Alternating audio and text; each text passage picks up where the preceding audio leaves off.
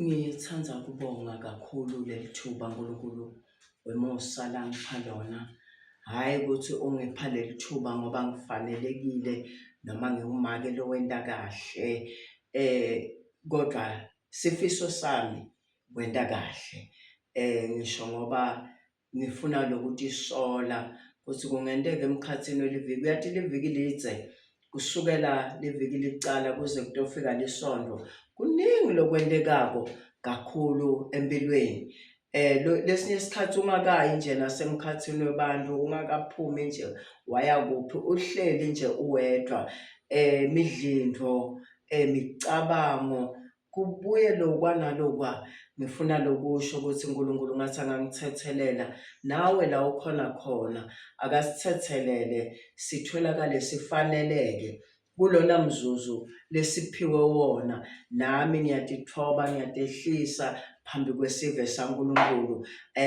Angeke angifisi lokokuthi ngitibone ngingcono, ngitibone ngathi ngumake lofanelekile, vele kufanele ukuthi bantu baNkulunkulu bangilalele. Cha, kodwa ngifisa ukuthi ngathi bantu baNkulunkulu ngingatithoba phambi kwabo bese balalela imeseji each and every time lengitanayo sishera yona, ngoba sishera imeseji kuleti khathi letimatima kangaka yokuthi ikhathi tekugcina. Ngifuna kusho namuhla ukuthi wonke umuntu lokhona emhlabeni, wonke umuntu lophila emhlabeni kufanele akwati ukuthi kude sikhali lesibalulekile empilweni yemuntu, lo lokholwako nalongakholwa. Ngifuna kukutshela ukuthi nawe longamthembi Jesu ukuthi ukhona, ungathembi ukuthi uNkulunkulu uyaphila. Ngifuna kukupha lesiciniseko namhla lokuthi wonke umuntu uphila ngeligama laJesu, uphila ngeligama laNkulunkulu. Kude lomunye uthi nakaqhubeka athi Nkulunkulu wami, lomunye uthi nakaqhubeka athi hayi Jesu. Kunebantu la sebaphuma ekubiteni batali babo nabawa nabakhubeka, sebabita ligama laJesu, babita uNkulunkulu ngaso sonke isikhathi. Ngifuna kusho ukuthi uNkulunkulu uthembekile kakhulu emhlabeni wonke jikelele. Wadala umuntu, ukufanele sicabhe nje ngempilo ukuthi uNkulunkulu wadala umuntu wamenda waba umfanekiso wakhe.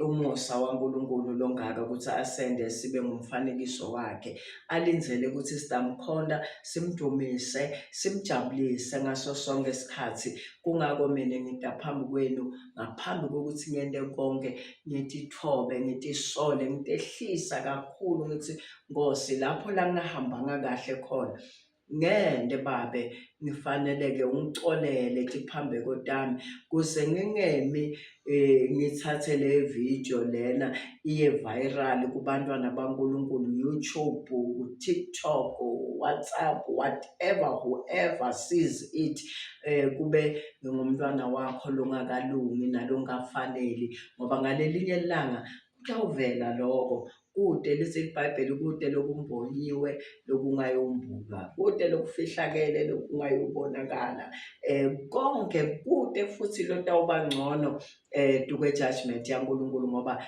wonke umuntu akuyoba namfundisi lapho, akuyoba namongameli, sonke siyobe sifanana ngaphambi kwaNkulunkulu. Kuphela siyobe sithi lanza ngemisebenzi yethu lesiyentako, lekahle nalengasikahle. Ngiyehla, ngiyatithoba ngithi Nkosi ngithethelele, ngifaneleke kubantwana bakho, ngingatikhukhumeti, ngingatiphakamisi, ngehle ngaso sonke isikhathi nangenta imeseji leya kubantwana bakho Nkosi. Ayibasite, iqale ngami ingisite, ithi iyobasita bona, kube nami seyingisitile.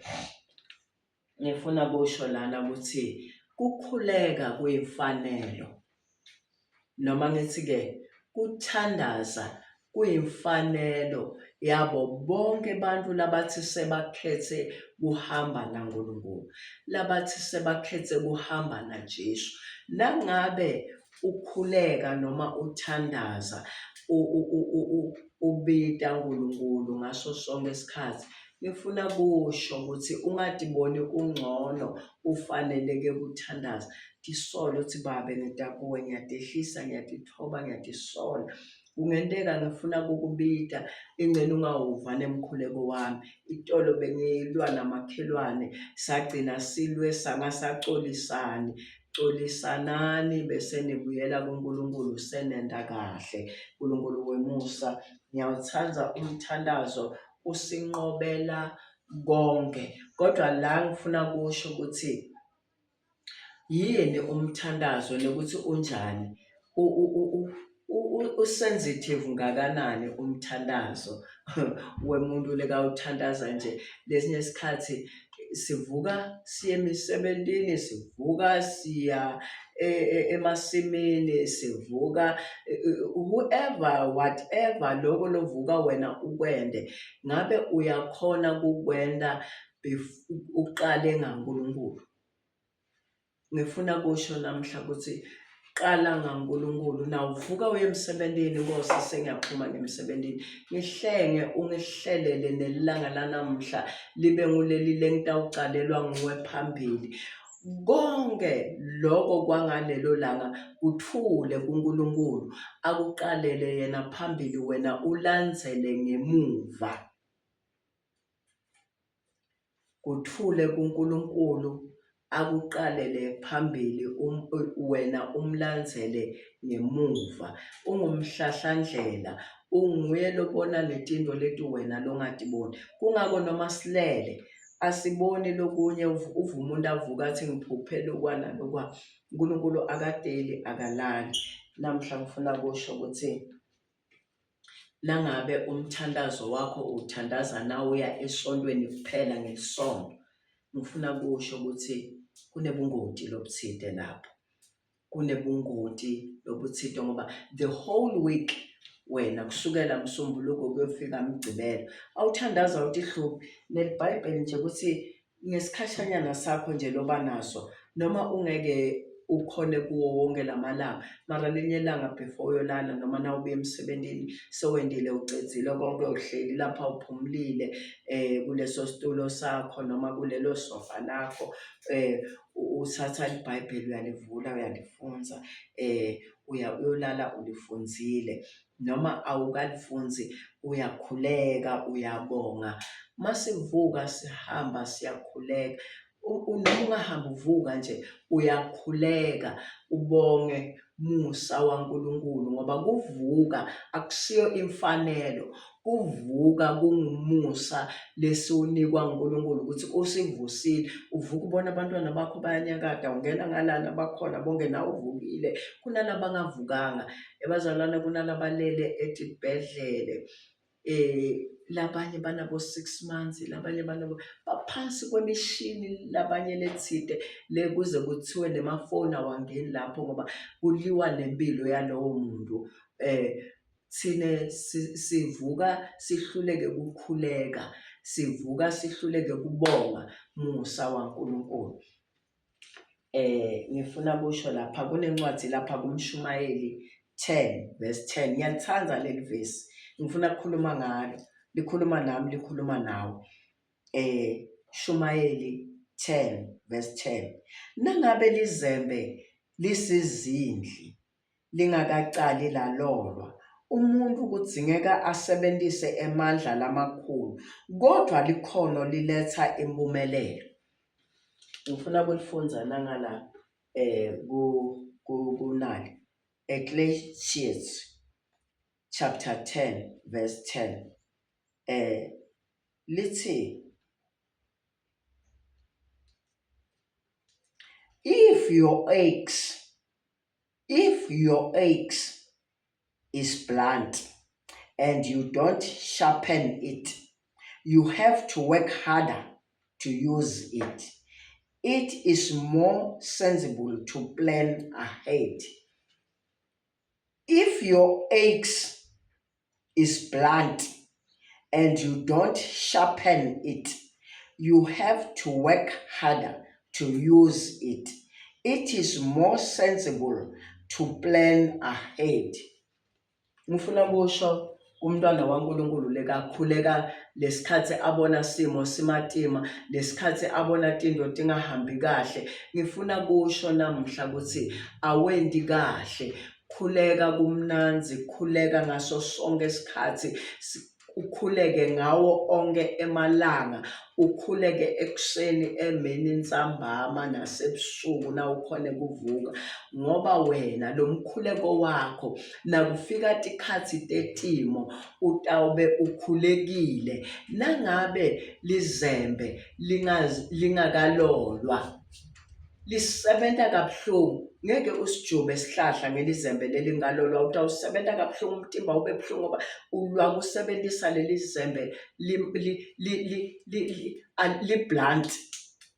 If your ex is blunt, alikalolwa, alisebenzi kahle, you have to work harder ukuthi ukhone kwenda lowo msebenzi lo. Kodwa nangabe ulilolile lishaya isihlahla ngesikhashanyana, ngumzalwane longathandazi ngaso sonke isikhathi.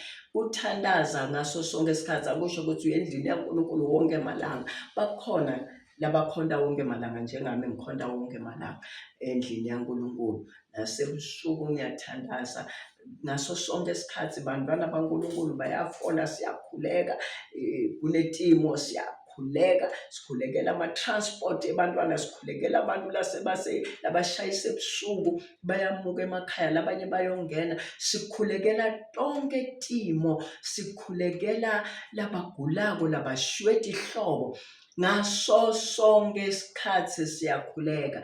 We are sharpening our axe so that we can use it easily.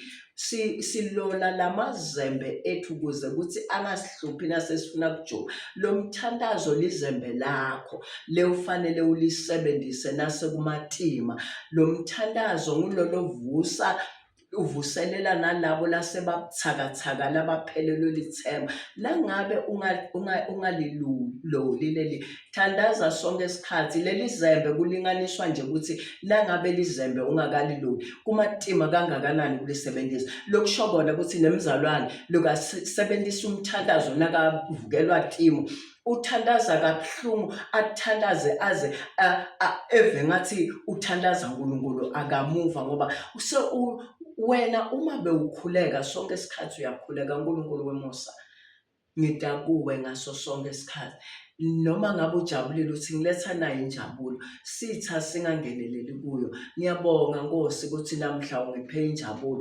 Ngiyabonga Nkosi bantwana bami, ngiyabonga Nkosi libandla, ngiyabonga Nkosi emhlabeni wonke jikelele kunekuthula. Ngiyabonga Nkosi, ngiyabonga Nkosi. Angeke kufike isikhathi ngiyabonga Nkosi, ngiyacela Nkosi, ngiyacela uNkulunkulu, nasi isimo sesifikile. Sewuyamshova phela uNkulunkulu, sewumende i-ambulance. I-ambulance phela ibitwana ngabe simo sesimatima seyeqhamuka uNkulunkulu akasiyo i-ambulance yakho, uNkulunkulu akasiyo i-emergency yakho. You don't call God with an emergency. Sewunetimo lethi khona, sewubita uNkulunkulu. Mbite ngaso sonke isikhathi noma simo singekho, mbite ujabulile, mbite uhleli kahle unekuthula, mbite umndeni wakho konke kuhamba kahle, mbite unemali, mbite lesikhathi unganamali, mbite ungamsoli. Kungako ithi ingoma ba lizibusiso zakho-ke zibaleke ngasinye, bala phela aziningi na, bonga iNkosi ngazo ungaphezi. Thina sifuna kubala lolo kubuhlungu. Mina nalo myalo ophelile tindoda amathi zange thihambe kahle, kukhona la uke wajabula baze nalabanye bazalwane bajigidza nawe ukuthi hey uvelile, kodwa asikubali lokho. Sifuna kubala konke lokubuhlungu lokwendeke kithi, lokusho ukuthi siyamsola uNkulunkulu. Mkhonde ngaso sonke isikhathi, mbite ngaso sonke isikhathi, khuleka ngaso sonke isikhathi, mbite uNkulunkulu. Usebumatimeni, usebumnanzini, unemali, unganamali, kuze kuthi lelanga unenkinga ungakuva kumatima kubita uNkulunkulu. Lelanga unesimo ungakuva kumatima kubita uNkulunkulu. Bayafona, hey, umntwana wakho sewuthola inkinga lana, i-ambulance isemthethe uye esibhedlela. Uthi Nkosi, ngicela uhambe phambili kwale ambulance. Nkulunkulu wemusa, nami ngisaya khona ngibalandzela. Kwangathi ungangihlenga Nkosi, ngihambe ngiyofika ngithole isimo ukuthi asisinguloku lengingakucabanga mina ngoba wena sewungenelele sewuthethe inzalo.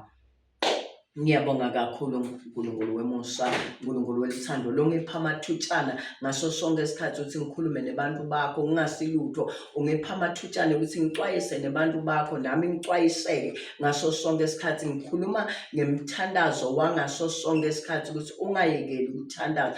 Thandaza ngaso sonke isikhathi ukuze ungadisoli nakufika simo. Haleluya.